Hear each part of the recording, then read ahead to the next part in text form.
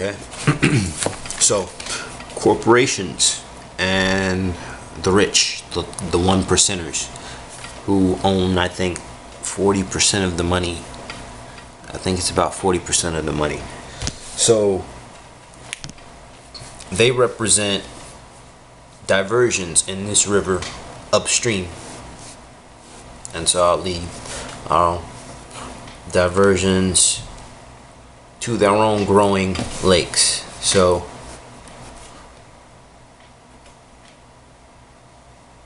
but the money that goes there, it doesn't come out upstream. So the money that goes there doesn't come down here. This represents the economy, the circulating economy. Now, what corporations do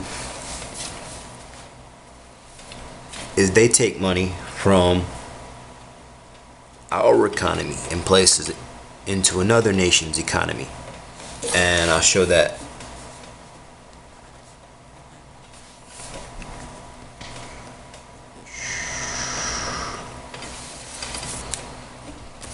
And that represents another diversion in that river, leading to another country's lake. And I'm not drawing these to scale. Some other country's economy, pretty much. And we'll say this is China.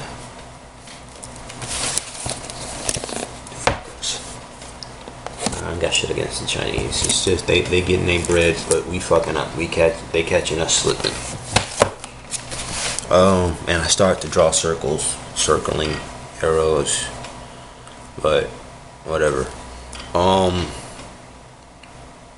What was I about to say?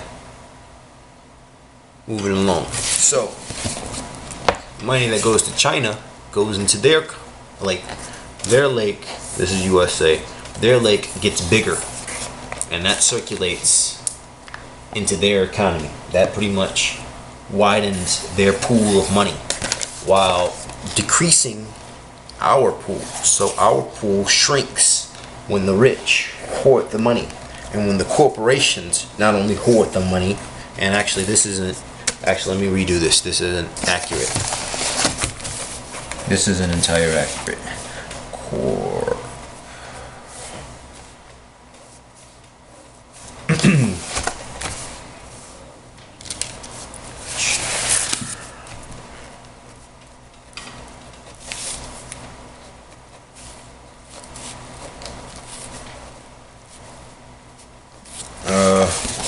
There we go.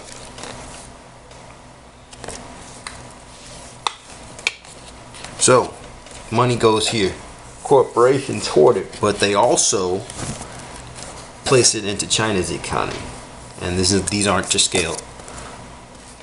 And China's economy grows, but the money that goes into China's economy doesn't come back here. So our pool shrinks. The reason it doesn't come back here is because the Chinese people making out everything pretty much, even these phones, smartphones, aren't buying these smartphones because they can't afford them. They can't afford the smartphones. They're not making nearly enough to buy a $400 or $500 and $600 phone. Because they're not being paid decent wages. They're not being paid decent wages. At least not decent enough to afford shit like this. And this is the reason corporations take business overseas. Because to save money, to lower their overhead costs. To lower, overhead costs. And what this does is allows them to make more money. So they get these phones produced over in China where it's cheaper to make them. But because The people making these phones can't afford these phones. They sell them here. In America, I gotta say, now that I think about it, we're pretty spoiled. We're pretty spoiled. We have it what we want when we want it. We want what we want when we want it. In America, if you got the money, you can get it. It's just that simple. Money talks, bullshit walks. The thing about that is, it's getting to the point where America can't afford them. People aren't making enough money. This does two things, but there's two things wrong with this. For one, because of our mindset of us wanting what we want when we want it, and our country being based off of the debt system. So, oh, if you can't afford it, no problem, we'll give it to you anyway, and you can pay us later. And you can just pay us later. You can just pay us later, which means you can get it, even if you might not necessarily be able to afford it. So, what this does is, it prompts people to spend more money. Prompts people to spend more money. And they have people specifically whose job it is to make you want it more. Specifically, they tailor this to people psychologically, taking advantage of the mechanics of the human mind as a means of making people want it more, and then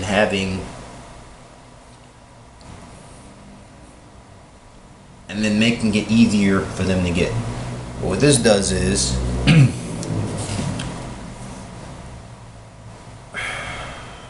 the rich get richer and the poor get poorer. So what happens is, over time, this lake shrinks. Problem is, the general population is only rising, and the rich are proportionately a lot smaller. There are a lot fewer rich people. There's 99% and 1%. So if the 99% own a majority of the money, and they're only owning more and more, while the money is simultaneously being pulled out of our